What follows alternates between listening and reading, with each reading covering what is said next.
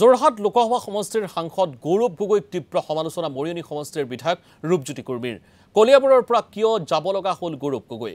এই বুলি প্ৰশ্ন কৰিছে বিধায়কগৰাকীয়ে ৰাজ্যৰ বাবে কাম নকৰা বাবে সমষ্টি সলনি কৰিলে গৌৰৱ গগৈয়ে বানৰ সময়ত যোৰহাটবাসীৰ কাষত 22 দিন আছো কিন্তু সাংসদগৰাকী এদিনৰ বাবেহে দেখা দিলে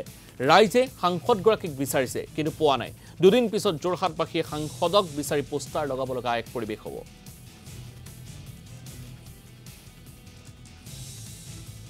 মই ৰূপজ্যোতি কুৰ্মী মই নিজৰ মৰিয়নি সমষ্টিৰ পৰা মই ইলেকশ্যন খেলি আছোঁ প্ৰত্যাহ্বান বিভিন্ন সময়ত আহিছিল মই দলো এটা সময়ত সলনি কৰিছিলোঁ হাৰিম জিকিম এনে মনত প্ৰশ্ন মোৰো আহিছিল কিন্তু তাৰপিছত মোৰ এটা আত্মবিশ্বাস আছে মই জিকিম কাৰণ মই কাম কৰিছোঁ সেৱা কৰিছোঁ কোনোবা এজনে সমষ্টি সলনি কৰা আৰু এই সেইটোৱে কি বুজায় কিছুমান ৰাজনীতিবিদে সলনি কৰিছে হয়তো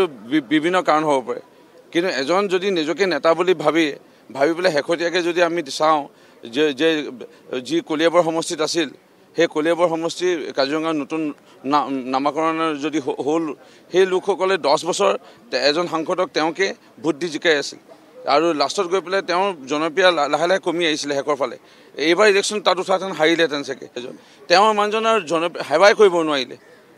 ৰাইজৰ কাৰণে কামেই কৰিব নোৱাৰিলে যাৰ কাৰণে তেওঁ সমষ্টি সলনি কৰিলে আৰু আজি ৰাইজে যেতিয়া বানপানী হৈছিলে 32 দিন মই নিজে মোৰ সমষ্টিত মই এটা দিন ডায়েৰীত নোট কৰি ৰাখিছোঁ এই এটা দিন তাত আমি লাগি আছিলোঁ কিন্তু সাংসদজনৰ মাত্ৰ এদিন পদাপন অকল কেইটামান বান সাহায্য লৈ পেলাই এদিনে পদাপন এইটো মই কোৱা কথা নহয় এতিয়া বিভিন্ন সময়ত বিভিন্ন সমস্যাই দেখা দিছে সামাজিক সমস্যা হ'ব পাৰে অন্য সমস্যা ৰাইজে বিচাৰে সাংসদজনক এটা পোৱা নাই যোৰহাট লোকসভা ৰাইজৰ যিমুহ আছিলে মনৰ ভাৱ প্ৰকাশ কৰিবলৈ এটা প্ৰকাশ কৰিব পৰা সাংসদজনক দেখা পোৱা নাই সাংসদজন ক'ল কেইদিনমান আগত সাংসদজন কোন এতিয়া সাংসদ ক'ত এনেকৈ বোলে পোষ্টাৰ মাৰিবলৈ ল'ব যেন মোৰ লাগি আছে যোৰহাট লোকসভাবাসী ৰাইজে কাৰণ সাংসদজনক বিচাৰি পোৱা নাই এতিয়া সাংসদজন হেৰুৱা নিচিনাই এক প্ৰকাৰে সাংসদজনক এতিয়া বিচাৰি পোষ্টাৰ মাৰিব এতিয়া আগত তেওঁলোকৰ জৰিয়তে কি সপোন দেখি আছে মানে আকাশত চাং পতা